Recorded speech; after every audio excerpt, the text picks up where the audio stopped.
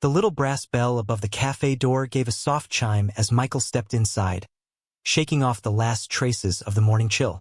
He had always liked this place. A small, family-owned cafe tucked between a bookstore and an antique shop. The floorboards creaked slightly underfoot.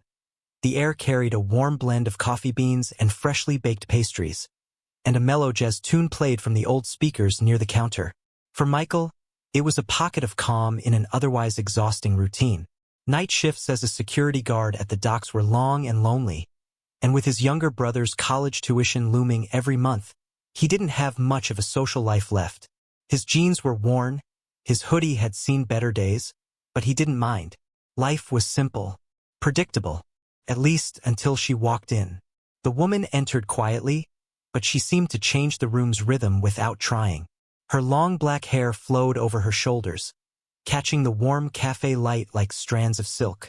She wore a deep red blouse that fit her like it had been made for her, paired with tailored black pants and polished heels that made a gentle click on the wooden floor. There was elegance in her posture, head high, shoulders back. But her eyes, they were scanning the room, calculating, observing.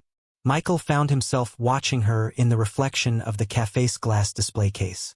She chose a table by the large window, where early morning light streamed in.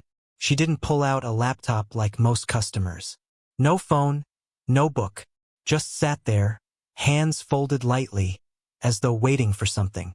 It was only when she eventually stood and walked to the counter that Michael really noticed her. She handed the barista a sleek black credit card. The barista smiled politely, tapped the screen, then hesitated. "I'm sorry, it's been declined," the barista said softly, leaning in. The woman frowned slightly. "Run it again, please." They tried. Still nothing. She reached into her purse and pulled out another card, then paused. Her fingers lingered on it for a long moment before she slid it back in, as if she'd just changed her mind. From his corner, Michael could see her weighing her options. It wasn't the embarrassed shuffle of someone caught without enough funds. No, this was different. Her face stayed composed, but there was a flicker of tension in her eyes. Before he could think it through, he found himself walking toward the counter. "I've got this one," Michael said, pulling his wallet from his back pocket. She turned to look at him, and for the first time, their eyes met. Dark brown, sharp, and steady. Eyes that seemed to size him up in a heartbeat. "You don't have to do that," she said, her voice even calm. "It's just coffee," he replied with a small shrug, sliding his card to the barista. Something in her expression shifted. Not quite a smile, but a softening. She nodded once. "Thank you." When she returned to her table, Michael expected that to be the end of it. But as he sat back down, he caught her watching him for a brief moment before turning to gaze out the window again. And that's when he noticed it. The subtle way her eyes kept moving to the reflections in the glass, like she was checking for someone behind her. Not nervously, methodically. Michael took a sip of his coffee, the warmth spreading through him, but the questions had already started forming in his mind. He had no way of knowing that buying that single cup of coffee would be the start of something that would turn his entire life upside down. Michael had almost finished his coffee, but he wasn't ready to leave. Something about the woman, Poja, as he would later learn, pulled at him in a way he couldn't explain. From his seat in the corner, he could see her table perfectly reflected in the cafe's front window. She sat very still, but her eyes kept moving. She glanced outside every couple of minutes, not with the bored gaze of someone waiting for a friend, but with the alertness of someone who expected trouble. Her phone buzzed. She reached for it immediately, answered without even checking the screen. Her voice dropped into something sharp and urgent. "No, not here," she said, turning slightly away from the room. "I told you it's not safe. I'll meet you at the other location." Michael's curiosity spiked. Other location. Not safe. This wasn't just some casual morning call. She ended the call quickly and slid the phone into her bag. For a brief second, she closed her eyes, took a deep breath, and smoothed her hair back, like she was bracing herself. Then her gaze swept the cafe again and stopped on him. "Are you following me?" she asked suddenly. Her tone was light, but her eyes were sharp, testing him. Michael froze mid-sip. Following you? I was here before you walked in.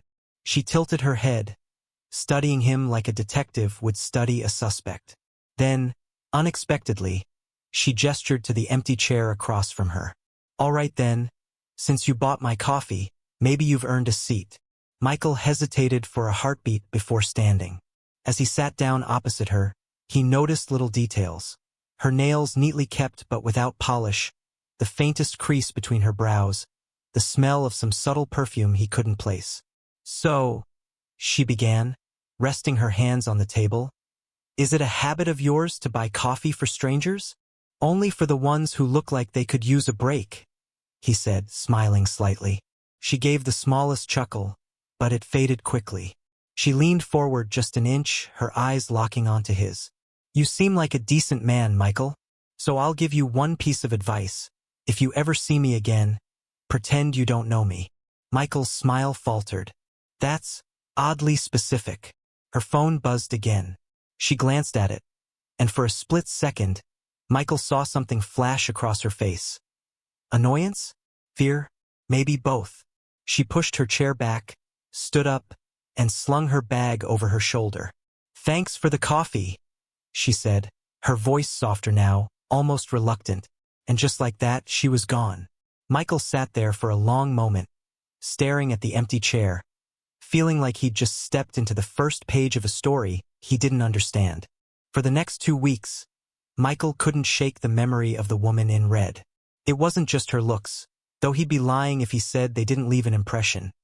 It was the way she had spoken to him, like her life existed on a completely different frequency than his own. And that warning, pretend you don't know me.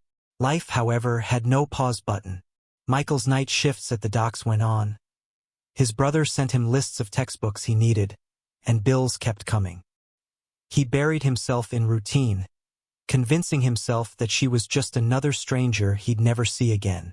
Until one rainy Thursday evening, he had been assigned to cover a private event at a high-end hotel. Something about a charity dinner. His job was simple. Keep an eye on the guest list, watch the entrances, and make sure no uninvited trouble walked in. The lobby shimmered with golden light, the marble floor reflecting the glint of chandeliers.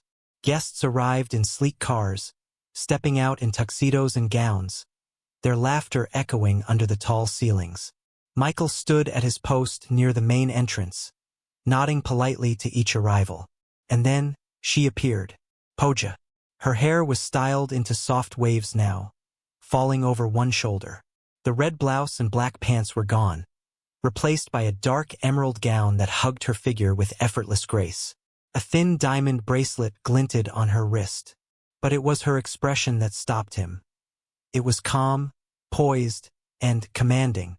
She was no lost stranger fumbling with a declined card tonight. Michael's eyes followed her as she moved through the lobby with a kind of quiet authority, greeting certain guests with a handshake, others with a nod. People stepped aside for her without hesitation. He almost convinced himself she wouldn't notice him in his plain black security uniform. But halfway to the ballroom, she stopped.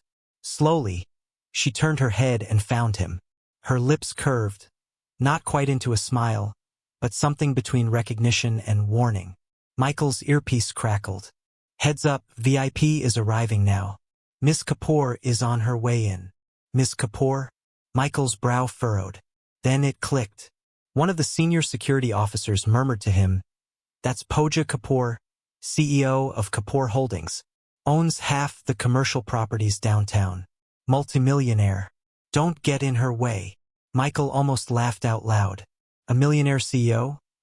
Whose coffee I bought because her card got declined. But before he could make sense of it, Poja walked straight to him. Michael, she said, low enough so only he could hear. Remember what I told you last time? He swallowed. Pretend I don't know you. Good. Do exactly that, no matter what you see tonight. Her gaze lingered a moment longer, and then she walked away, leaving him with a chill that had nothing to do with the rain outside. The ballroom glittered under the weight of crystal chandeliers, a sea of black suits and jeweled gowns moving in rhythm to the faint hum of a string quartet.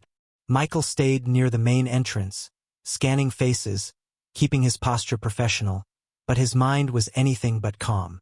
From his vantage point, he could see Poja speaking to a small circle of suited men and women, each one hanging on her every word. Her expression was polite, but her eyes moved constantly, scanning, calculating, just as they had in the café. Half an hour into the event, the mood shifted. It started quietly.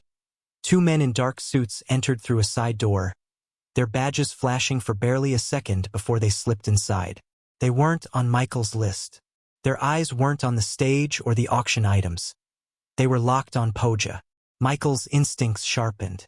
He stepped away from his post, moving toward their path, but before he could intercept, one of them leaned toward Poja and whispered something. Whatever it was, it made her face harden instantly. Without a word, she excused herself from the group and walked briskly toward the service corridor at the back. The two men followed. Michael hesitated. He was supposed to stay at the door. But her earlier words echoed in his mind. No matter what you see tonight, something told him this wasn't part of the event. He moved, quietly shadowing them through the narrow, dimly lit hallway. He found them in a small side room, Poja standing tall, arms crossed, while the two men laid a folder on the table. From where Michael stood, he could see a stack of documents, photographs, and what looked like financial statements. I told you, I'm not paying them a single rupee. Poja's voice was sharp now, stripped of the softness he'd heard before. They've taken enough, and I'm not going to let them destroy what's left of my father's company. One of the men stepped closer. If you don't cooperate, Ms. Kapoor, you know what happens next. The press will get everything. Michael's chest tightened. This wasn't some business negotiation, this was blackmail. Before he could think, he stepped into the doorway. Is everything okay here? The two men turned sharply, one of them instinctively reaching for his coat pocket. Michael's training kicked in. He closed the distance in 2 long strides, pushing the man's arm down before it could reach whatever was hidden there. Leave, Michael said firmly, his voice low but dangerous. Now. The men exchanged a glance. Then, after a tense pause, they left without another word. Poja exhaled slowly, her composure returning. She looked at Michael for a long moment. You shouldn't have gotten involved. Yeah, well, Michael replied. I guess I'm bad at following instructions. For the first time, she truly smiled. Not the guarded, polite curve of her lips, but something genuine.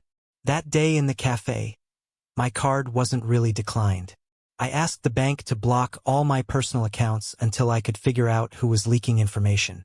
I didn't want to spend a cent that could be tracked. Michael nodded slowly, the pieces falling into place. And you didn't want anyone to know you were vulnerable. Exactly. She took a step closer. People in my world, they only show up when they want something. You didn't. You saw a stranger in trouble and helped without expecting anything back. That's rare. She extended her hand. Come by my office next week. I think I might have a job for you. Something better than standing at hotel doors. Michael shook her hand, still processing everything. And what's the job? She smiled again, that same spark in her eyes. Let's just say, I could use someone who knows when to follow orders, and when not to. As she walked back toward the ballroom, Michael realized that single cup of coffee had just opened a door to a life he never imagined. And maybe, just maybe, to a person worth knowing, no matter how dangerous her world might be.